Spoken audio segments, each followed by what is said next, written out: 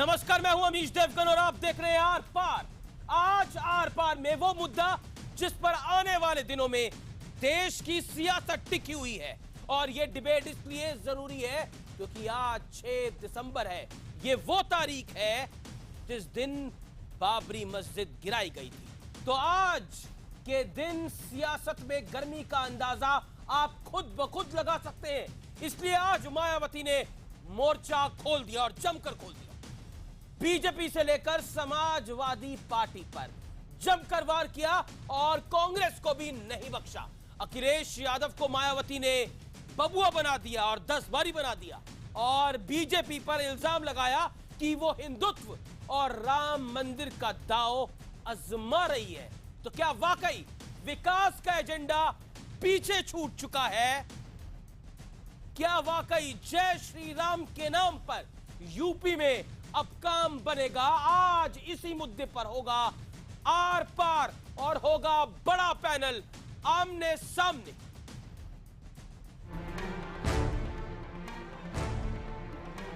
एक परिपक्व व्यक्ति नहीं बल्कि एक बबुआ ही कर सकता है। आज आर पार में वो मुद्दा जिस पर आने वाले दिनों में देश का सियासी भविष्य तय होगा। मुद्दा है यूपी चुनाव का। बार बार ये कहना कि हाथी जहां बैठा व खड़ा है वहां अभी भी उसी स्थिति में है, ये कोई नई व खास बात नहीं है। लेकिन ऐसी बचकानी बात एक परिपक्व व्यक्ति नहीं बल्कि एक बबुआ ही कर सकता है। बीजेपी व आरएसएस के लोग इसे बदलकर फिर से यहाँ सदियों पुरानी हिंदुत्व पर आधारित जातिवादी वर्ण व्यवस्था को स्थापित करने की कोशिश में लगे। मायावती आज पूरे फॉर्म में थी। क्या सपा, क्या कांग्रेस और क्या बीजेपी, बहन जी ने हर पार्टी पर चुन चुन कर वार किया। प्रधानमंत्री श्री नरेंद्र मोदी तो अभी तक फकीर नहीं बने हैं, लेकिन इससे देश की लगभग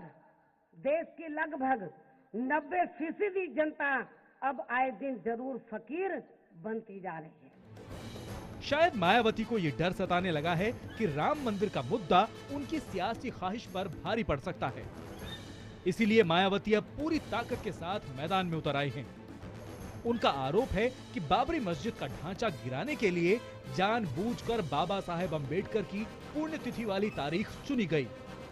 देश में बीजेपी वे आरएसएस के लोग ये कतई नहीं चाहते हैं कि यहाँ एक धर्म को अर्थात हिंदू धर्म को छोड़कर बाकी अन्य सभी धर्मों के लोग मान और सम्मान के साथ पूरे देश में जिंदगी व्यतीत कर सके। ये अब अपनी हार से और पराजय के डर से वो बौखला गई हैं और प्रदेश के जो उत्तर प्रदेश का चुनाव है उसमें अपने मतदाताओं को या जनता को गुमराह करने के लिए ऐसी बातें कह रहे हैं। जिम्मेदार व्यक्ति होने के नाते जो गलत हमारे दल का भी नेता बोलेगा उसको गलत बोलूँगा, और अगर मायावती जी भी बोलेंगी तो उनका भी समर्थन नहीं करूँगा।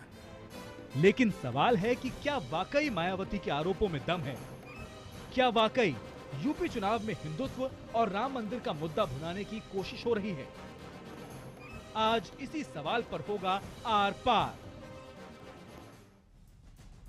क्या जय श्री राम पर बनेगा यूपी में काम?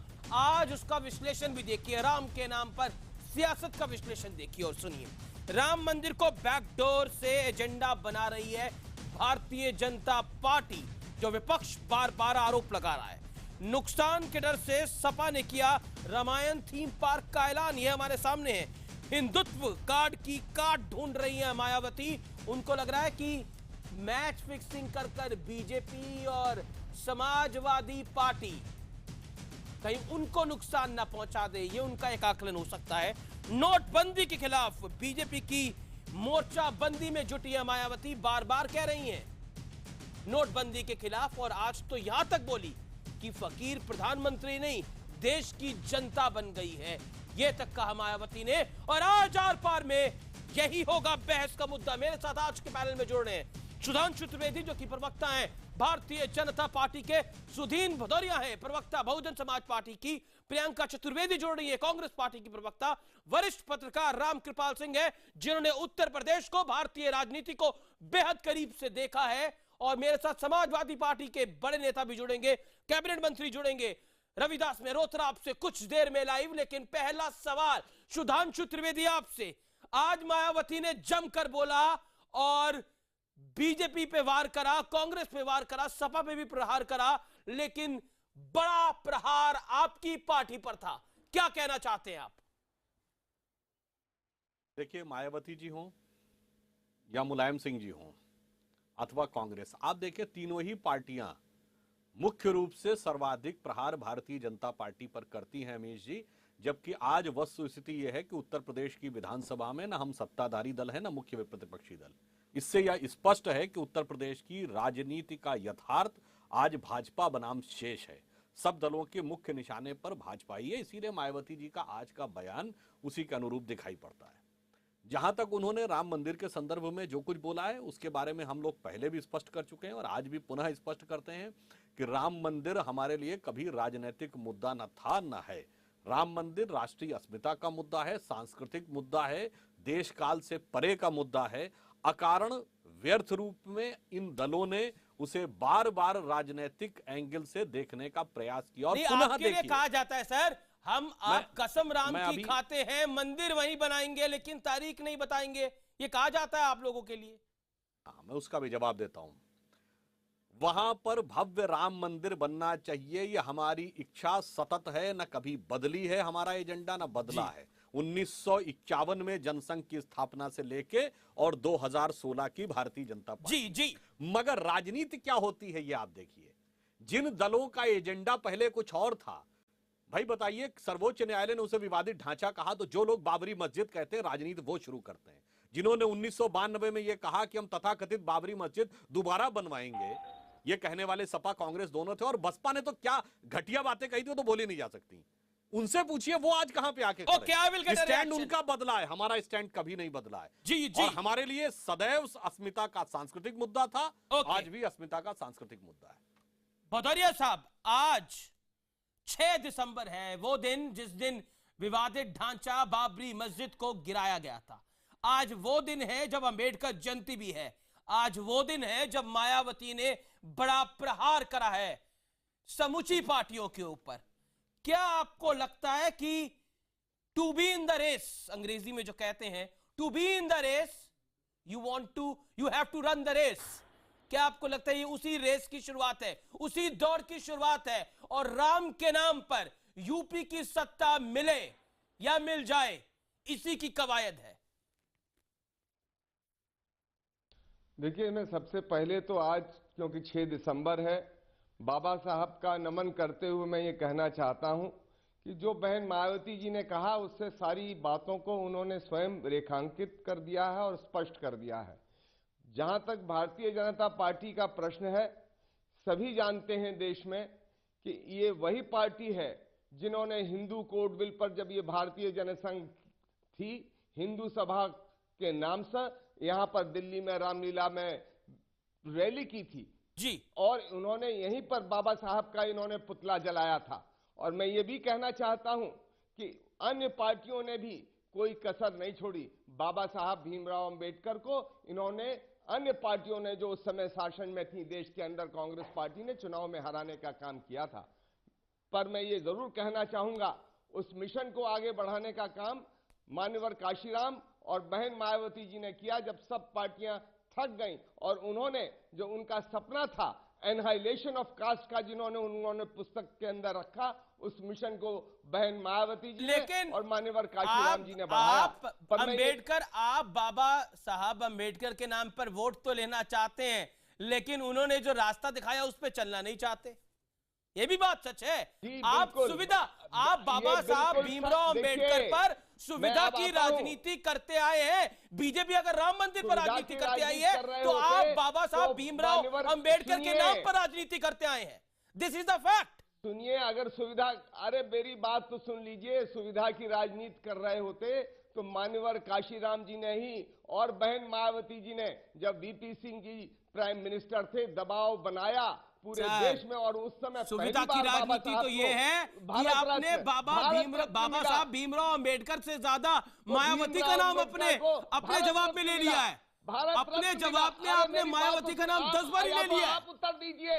देखिए, अगर आप उत्तर देंगे मेरे, तो फिर आप ही उत्तर दीजिए, अन्यथा मुझसे आप प्रश्न कीजिए और उत्तर दीजिए। मैं ये कहना चाहता हूं कि बहन मायावती जी और मान्यवर काशीराम जी के दबाव में वीपी सिंह जी ने भारत रत्न पहली बार उस समय मिला, और आज तक भारतीय जनता पार्टी की सरकार है, मान्यवर काशीराम ने, जिन्होंने इस मिशन को जवाब ले लेता बढ़ाने का काम किया, उनको भारत हमारा मुद्दा भीमराव अंबेडकर नहीं है, हमारा मुद्दा काशीराम नहीं है, हमारा मुद्दा उत्तर प्रदेश चुनाव और उसकी राजनीति है। मैं रिएक्शन लेता हूं सुधांशु त्रिवेदी से। आपने बड़े सारे आरोप लगाए हैं। सुधांशु त्रिवेदी 30 सेकंड में जवाब। सुधांशु त्रिवेदी 30 सेकंड में जवाब। मैं केवल एक बात कहना चाहूंगा, सुदीन भदौरिया जी ने कहा कि बाबा साहब अंबेडकर ने एक सिद्धांत दिया था, एनहिलेशन ऑफ कास्ट, और ये लोग नारा लगाते थे बाबा का जो मिशन अधूरा मायावती करेगी पूरा। परंतु हकीकत में जो इन्होंने किया है वो एनहिलेशन ऑफ द कास्ट नहीं किया है। सुदीन जी, आपने रेजिमेंटेशन ऑफ द कास्ट किया है। आपने जातिवाद का लोप करने की बजाय जातिवाद का प्रकोप स्थापित किया। और मैं पूरी विनम्रता से कहना चाहूंगा, आप लखनऊ में जाके देख लीजिए, मायावती की ज्यादा मूर्तियां हैं या डॉक्टर अंबेडकर की ज्यादा मूर्तियां हैं।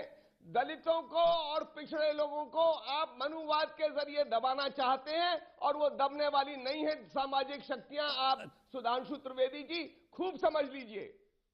अब मैं एक लाइन में जवाब देना चाहूंगा भदौरिया जी, जिसको आप मनुवाद कहते हैं ना, अगर वो सबसे विभत्स रूप में, सबसे विकृत रूप में देखने को मिलता है तो आपकी नेता के आचरण में बताइए, कोई दूसरा दलित नेता पोस्टर में फोटो छपवा सकता है? कोई दूसरा दलित नेता उनके बगल में कुर्सी में बैठ सकता है? वो कुर्सी बैठेंगी, बाकी नीचे बैठेंगे, पोस्टर में किसी का नाम नहीं होगा, किसी के नाम का जिंदाबाद नहीं लगेगा। जिसने दलितों को बराबरी नहीं दी, दलितों को मनुवाद से दबा के रखा, उस समाज में क्या समरसता की बात करें? बढ़ रही तो परेशानी हो रही है उन लोगों को जिन्होंने समाज में 5000 वर्षों से इन शक्तियों को दबाने का काम किया। Okay sir, you made your point. Ravidas Mehrotra मेरे साथ है, कैबिनेट मंत्री उत्तर प्रदेश सरकार के। कांग्रेस की प्रवक्ता प्रियंका चतुर्वेदी मेरे लिए हमारे साथ बनी हुई हैं। मैं सीधा रविदास मेहरोत्रा आपका रुख करता हूं। अखिलेश यादव बबुआ हैं मायावती के लिए, 10 बार से ज्यादा बोला गया बबुआ, और बबुआ का अगर मैं विश्लेषण करूं तो इमेच्योर हैं, बच्चे हैं। क्या आपको लगता है कि आपके मुख्यमंत्री, उत्तर प्रदेश के मुख्यमंत्री बबुआ हैं?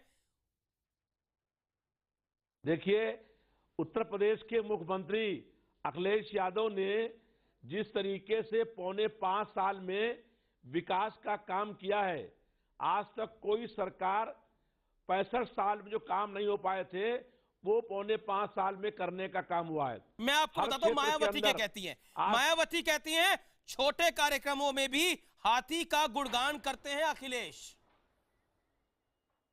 देखिए, ये हाथी उन्हें सपने में भी परेशान करता है, ये कहती है मायावती। देखिए, मायावती जी ने जब उनकी सरकार 5 साल थी तो उन्होंने सरकारी खजाने से अपनी मूर्ति लगाने का काम किया था, केवल पत्थर लगाने का काम किया, और उस पत्थर से जनता को कोई लाभ नहीं हुआ। हम लोगों ने 2 साल के अंदर लखनऊ शहर में मेट्रो का काम शुरू करा दिया। मेट्रो चल गई। 23 महीने के अंदर जो है। बबुआ का जवाब क्या है? मायावती को अखिलेश यादव बुआ मानते हैं, बबुआ का जवाब क्या है?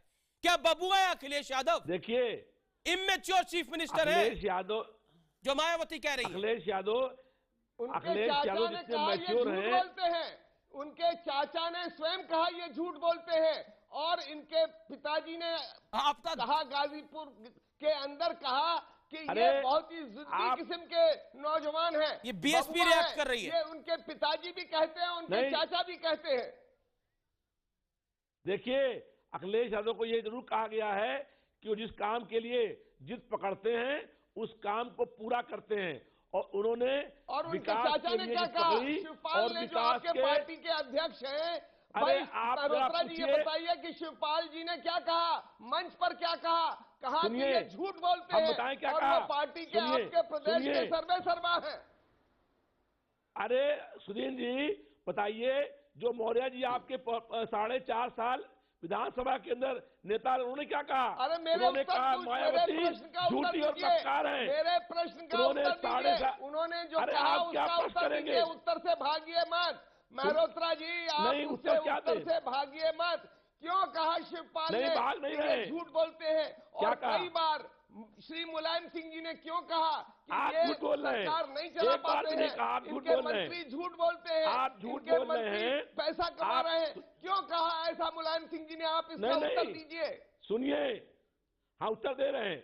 आपके विधानसभा सेकंड, के सर। अंदर जो 4.5 साल विधानसभा के अंदर जो 4.5 साल आपके नेता पास रहे, उत्तर उन्होंने क्या दीजिए? कहा है आप कि देखिए, मायावती 4.5 साल। ओके, अरे आप ओके। चुप रहिए। आपको हमसे अधिकार नहीं पूछने का, आप चुप रहिए। आपको बिल्कुल अधिकार नहीं, मेरी बात है। सुनिए। लोकतंत्र में आपको पूछने भदौरिया का, साहब, आपको आप आपसे 30 पूछने सेकंड का दीजिए रविदास मेहरोत्रा आपको को। अधिकार है। भदौरिया जी, आप 30 सेकंड दीजिए रविदास मेहरोत्रा को। 30 सेकंड दीजिए, अपनी बात कंप्लीट कर ले। हमको आप चुप तो रहे पहले, हम तो उत्तर दे रहे हैं ना। अब ऐसा है, शिवपाल यादव और अखिलेश यादव के बीच में जो विवाद था वो समाप्त हो गया और मुलायम सिंह जी ने पूरा विवाद समाप्त कर दिया। और लेकिन जो विधानसभा के अंदर 4.5 साल इनका नेता रहा मौर्य जी, उसने कहा है ना कि मैं इंटरेस्टेड हूँ समाजवादी पार्टी में विवाद से, ना मैं इंटरेस्टेड हूँ बहुजन समाज पार्टी में कौन छोड़ गया। मेरा विषय वो नहीं है। मैं आपको विषय बदलने नहीं दूंगा आप दोनों को। मैं प्रियंका का रुख करता हूँ, मैं प्रियंका चतुर्वेदी का रुख करता हूँ, फिर रामकृपाल जी के पास में आता हूँ। मैं आपको देखिए, मैं आप लोगों को विषय नहीं बदलने दूंगा। आपके घर में क्या झगड़ा है मुझे कोई इंटरेस्ट नहीं है, ना मेरे व्यूअर्स को इंटरेस्ट है इस समय। कुछ पूछना है और बहुजन समाज पार्टी कितने लोग छोड़ के चले गए ना उसमें इंटरेस्ट है। मैं प्रियंका के बाद चलता हूँ, मैं प्रियंका के बाद चलता हूँ। रविदास जी, मैं आपके पास वापस आऊंगा। सुनिए, नहीं, मैं रविदास जी आपके पास वापस आऊंगा।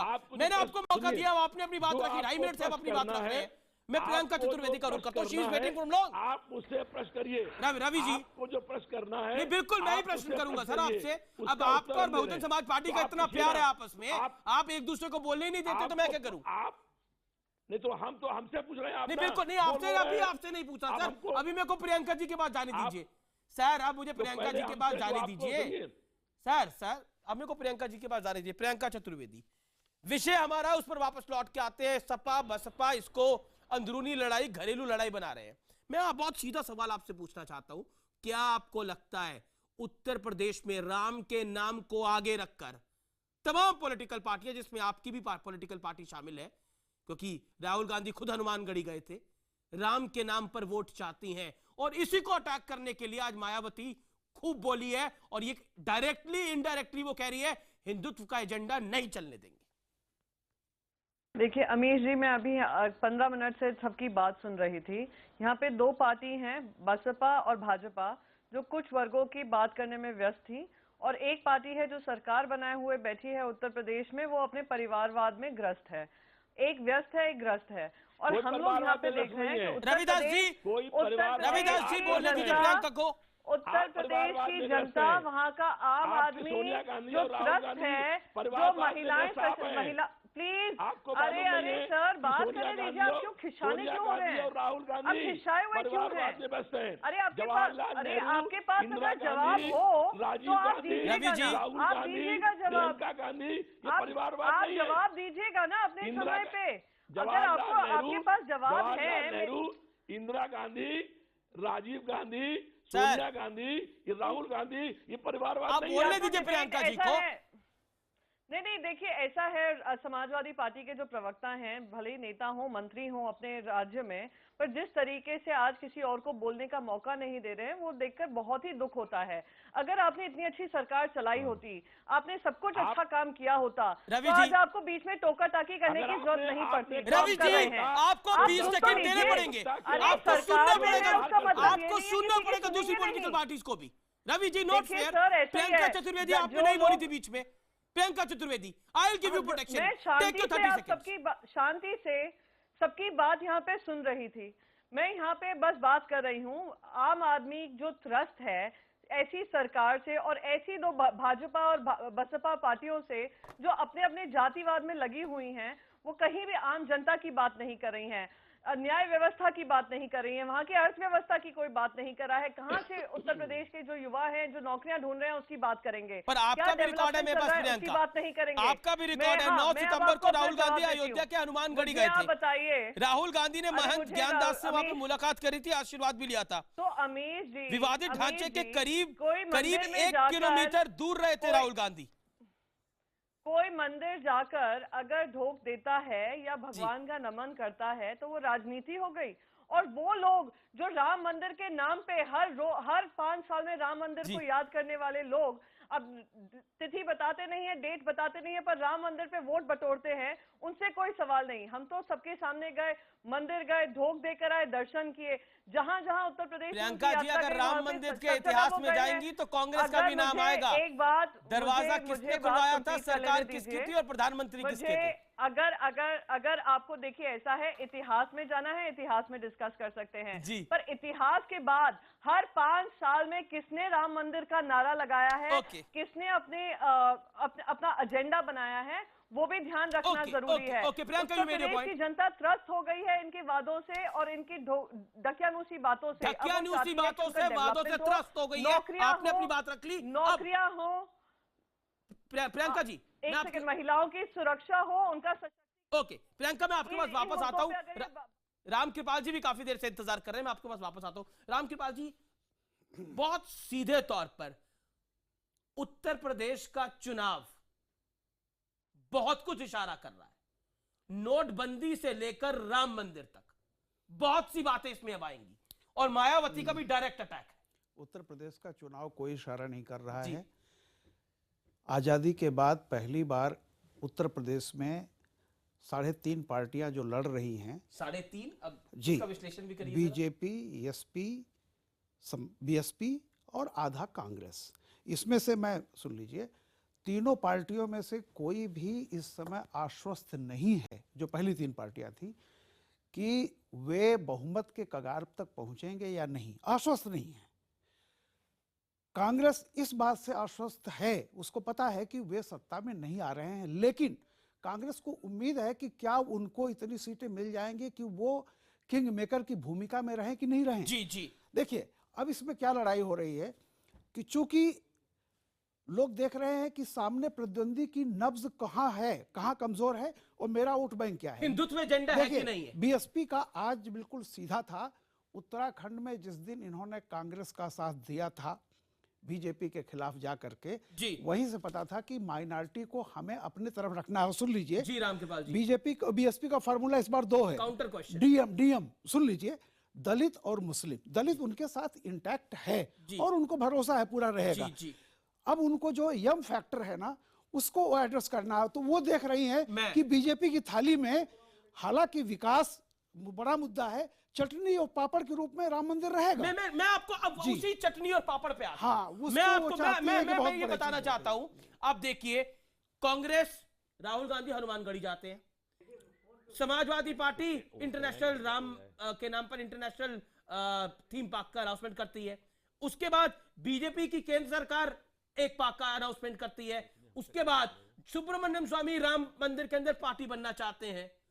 तो कौन सी पॉलिटिकल पार्टी है जो राम मंदिर से बचना चाहती है? नहीं, मैं बताऊं, क्या आपको लगता है इस बार एजेंडा विकास या हिंदू? देखिए 20 सेकंड में सर, मैं इसीलिए बता रहा हूं जी। एक बात मायावती जी अच्छी तरह से जानती हैं जी, कि पेट की लड़ाई में वो शायद काट नहीं कर पाएंगी, इसलिए वो जाती हैं नाक के सवाल पर। जो काम लालू जी ने किया था कि विकास के मुद्दे को यूं डाइवर्ट कर दो कि मैंने तुम्हें आवाज दी, जो उन्होंने किया बिहार में, मायावती जी जान गई हैं कि देखिए उनका जो वोट बैंक है दलित बहुत हद तक उनके साथ है, ये सभी है जानते हैं, वो उनसे बिछड़ा नहीं है, उसको साधने की उनको कोई जरूरत नहीं है उनको। लेकिन सिर्फ दलित से काम नहीं चलेगा, तो उनको साधना है माइनॉरिटी। इसमें चाहे सुन लीजिए, चाहे ब्राह्मण थोड़ा नाराज भी हो जाए, लेकिन वो किसी तरह से दलित को साधना चाहती है, दलित को लेके आना चाहती है अपने साथ में। आपका आंकलन है, हिंदुत्व को बार बार कह रही है चटनी जो बीजेपी की थाली में है कि इसकी थाली में सिर्फ चटनी। रविदास जी कुछ कहना चाह रहे हैं? रविदास जी, लेकिन 30 सेकंड है सर आपके पास, अब अपनी बात कहिएगा। 30 सेकंड आपके पास है रविदास जी, क्या कहना चाह रहे हैं आप? देखिए, एक बात स्पष्ट कर दें कि बहुजन समाज पार्टी के साथ सारा दलित वर्ग नहीं है। दलित वर्ग में बहुत सारी जातियां हैं, ये आपका आंकलन है समाज पार्टी के साथ में है। देखिए ये अच्छा, जो है दूसरी बात ये गुमराह है, करने की फिर कोशिश कर रहे हैं। मैं गुमराह किसी को नहीं होने दूंगा, ना अपने व्यूअर्स को होने दूंगा। ये वादा करता हूं मैं आपको, मैं किसी को गुमराह नहीं होने दूंगा।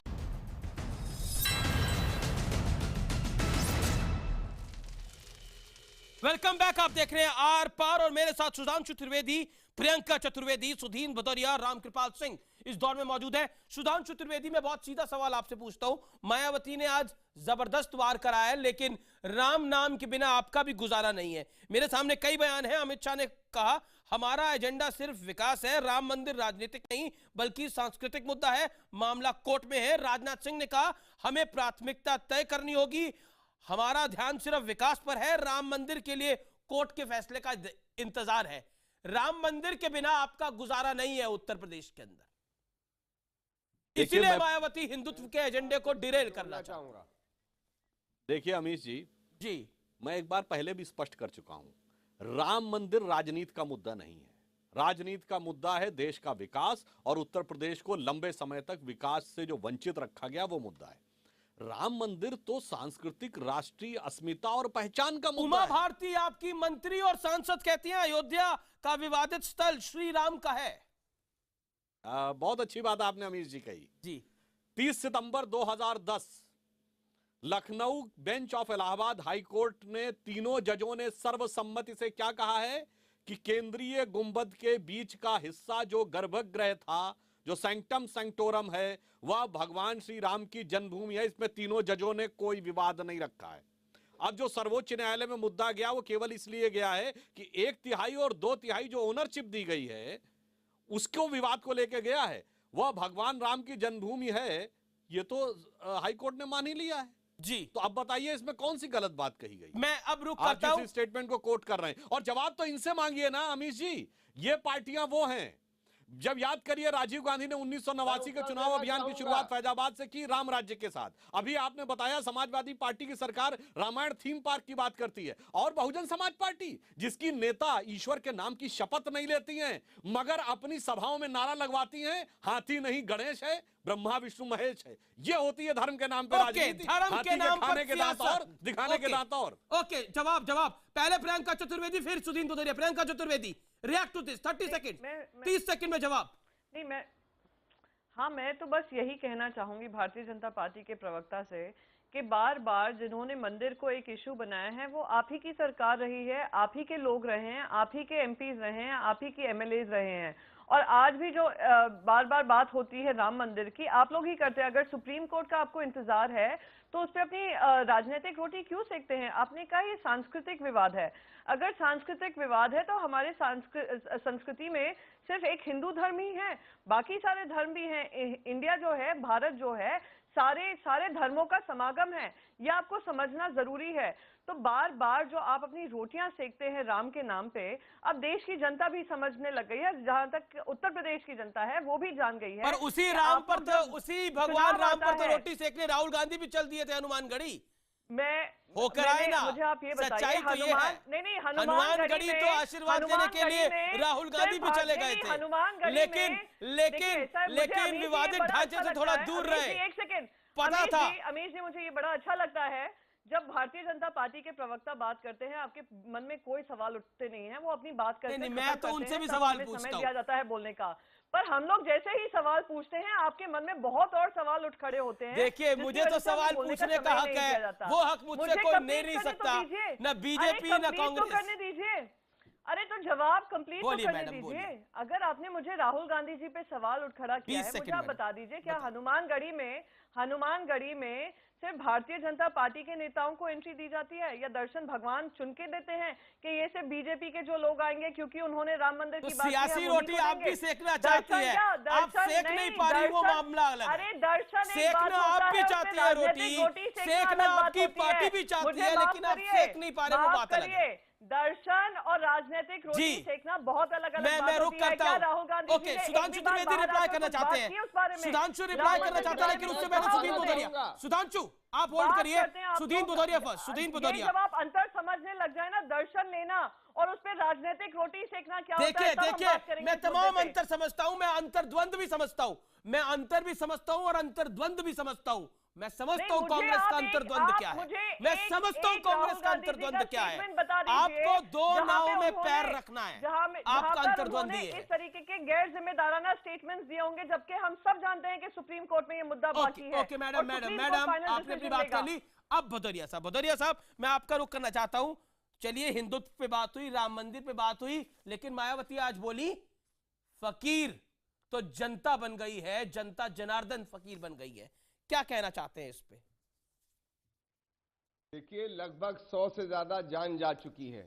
लोग लाइनों में घट नहीं रही है, बढ़ती चली जा रही है। आप गांव में जो जाइए, मैं गांव होके आया हूं कल, वहां पर 30 से 40% बुआई रह गई है। इस बार कृषि का उत्पादन गिरेगा। आप चाहे किसी भी प्रांत में जाकर देख लीजिए। और आपने देखा की बहस में ये आया कि 2% जीडीपी हमारा कहना है, इससे ज्यादा गिरेगा। और मैं ये कह दूं, इस वजह से करोड़ों लोग बेरोजगार होंगे। जो इन्होंने वादा किया था कि 2 करोड़ रोजगार देंगे, ये 2 करोड़ छोड़ दीजिए, जितना रोजगार था वो भी नहीं रख पाएंगे, जिसका इन्होंने पार्लियामेंट में उत्तर दे दिया। मैं एक चीज और कहना चाहूंगा कि बहुजन समाज पार्टी भारत के संविधान में और भारत के सुप्रीम कोर्ट में यकीन रखती है। जो भी फैसला होगा हमें मान्य होगा। इनकी तरह नहीं कि इनके योगी आदित्यनाथ कुछ बोले, गिरिराज सिंह कुछ बोले, बाकी लोग कह दें कि इस देश में कुछ रामजादे हैं और बाकी क्या जादे हैं, इन्हीं को शोभा देता है। हम लोग इस तरह की भाषा का प्रयोग नहीं करेंगे और हम संविधान को और इस देश के सुप्रीम कोर्ट के लिए आखिरी दम तक लड़ेंगे। हम इसको कभी झुकने नहीं देंगे। ओके, मैं सुधांशु त्रिवेदी का रुख करता हूं। सुधांशु त्रिवेदी, सिरे से आरोप लगे हैं, प्रियंका चतुर्वेदी से लेकर सुधीन भदौरिया, फकीर आपने देश की जनता को कर दिया आपकी सरकार ने, ये बोला मायावती ने। देखिए, प्रधानमंत्री बोलते हैं कि मैं फकीर हूं। देखिए, मैं नोटबंदी पे कहना चाहूंगा, मायावती जी बोले, आपको तर्कसंगत लगता है? अमित जी, देश की जनता को समझ में आएगा?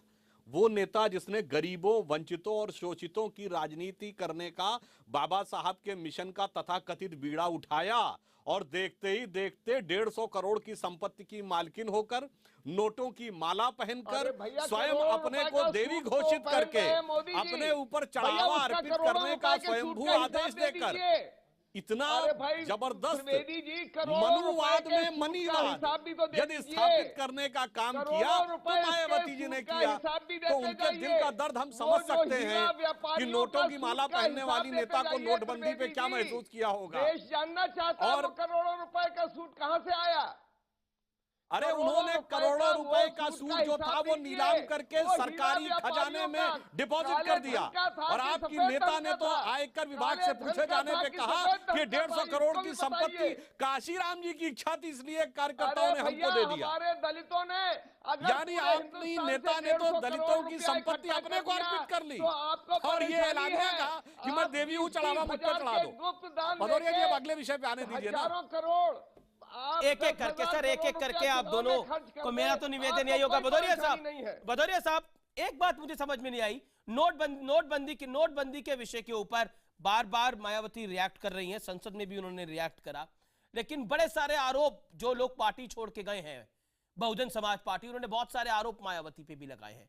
क्या आपको लगता है आर.के. सिंह ने क्या आरोप लगाया? सर अब आप सवाल तो सुन लीजिए। क्या आपको लगता है? अमीर जी सुनिए, यदि इनसे पूछिए, इनके एमपी। अरे सर, मेरे सवाल का तो आप जवाब दीजिए भदौरिया साहब। आप इनके, आप पूछिए ना, इनसे पूछिए कि आर.के. सिंह ने क्यों कहा कि इनके टिकट बिके हैं, क्यों इनकी एमएलए जो अब चली गई है छोड़ के पार्टी, क्यों कहा? पर नोटबंदी का विरोध बीजेपी नहीं कर रही, नोटबंदी का विरोध आप कर रहे हैं। अमीश जी, दलितों, वंचितों के अपने प्रति विश्वास को बनाना चाहते हैं, उसको वोट में तब्दील करने के लिए नोटों के द्वारा नीलाम करने का काम अगर किसी ने किया है तो उत्तर प्रदेश का जन जन जानता है और भारत की जनता भी जानती है कि किस पार्टी ने और किस नेत्री ने किया है। उसे नाम बताने की आवश्यकता नहीं। अब मैं दूसरे पॉइंट पे आना चाहता हूं, जो प्रियंका जी ने कहा था कि भारत किसी एक धर्म मत का नहीं। बिल्कुल सही बात है, भारत सभी मत संप्रदायों का है, धर्म एक ही है धरती की तरह, मत संप्रदाय रास्तों की तरह हैं। जो आप हिंदू धर्म तथा कथित और भगवान राम की बात करते तो ये तो संप्रदाय की परिभाषा से पहले का है भाई। संप्रदाय कब आया? एक संप्रदाय आया 1400 साल पहले, एक 2000 साल पहले, और राम जी का नाम तो हजारों साल पहले से चला आ रहा। भारत की अस्मिता, भारत दुनिया की एकमात्र सभ्यता जिसका प्रागैतिहासिक नो हिस्ट्री अवेलेबल। तो आप दोनों की तुलना कैसे कर सकते हैं? और जो तीनों पार्टियों के लिए मैं प्रियंका जवाब देना चाहती है। राम मनोहर लोहिया जी ने कहा था कि राम भारत के मूल आधार हैं। महात्मा गांधी ने कहा था कि मूल जो विषय है, जो मूल संकल्पना है इस देश में राज्य की, वो होनी चाहिए राम राज्य। दुर्भाग्य तो यह है कि आपने राजनीति के चलते हुए उसे राजनीति का मुद्दा बना दिया और हम रोटी सेके। ओके, मैं रुका तो प्रियंका का जवाब जरूरी है। अगर प्रियंका चतुर्वेदी जवाब रिप्लाई प्रियंका चतुर्वेदी। सुधांशु जी समाजवादी लोहिया के सिद्धांत पे रहते, सुधांशु जी आपने अपनी बात करी, प्रियंका चतुर्वेदी आप अपनी बात करिए। तो कोई विवाद था ही नहीं। प्रियंका चतुर्वेदी 20 सेकंड में रिप्लाई कर दीजिए, मेरे पास समय कम है। प्रियंका हाँ, मैं बहुत कम समय में बात करूंगी। जब सुधांशु जी जब बात करते हैं राम राज्य की ना, मुझे अटल बिहारी वाजपेयी जी याद आ जाते हैं 2002 के बाद, जब उन्होंने भी राम राज्य की बात की थी और राजधर्म की बात की थी। वो भी आपको याद होगा, इतिहास के आप बहुत अच्छे जानकार हैं, तो वो भी ध्यान रखिए।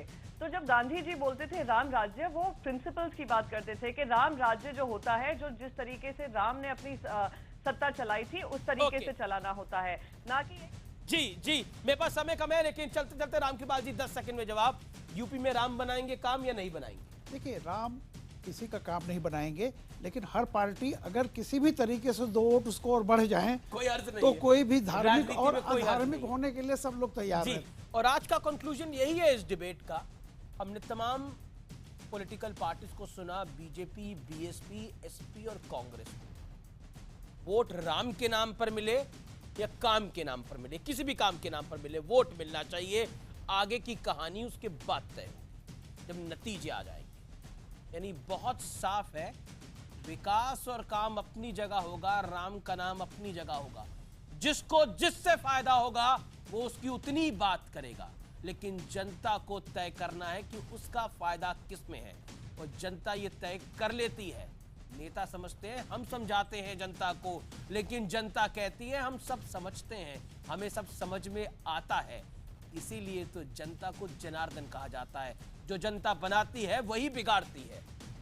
फिलहाल इसका कंक्लूजन यही है। कोई बैकडोर से राम मंदिर को घुसाए, कोई नोटबंदी पर अपना विरोध भी जताए, लेकिन जनता को काफी कुछ पता है। फिलहाल इतना ही, लेकिन आप देखते रहिए न्यूज़ 18 इंडिया।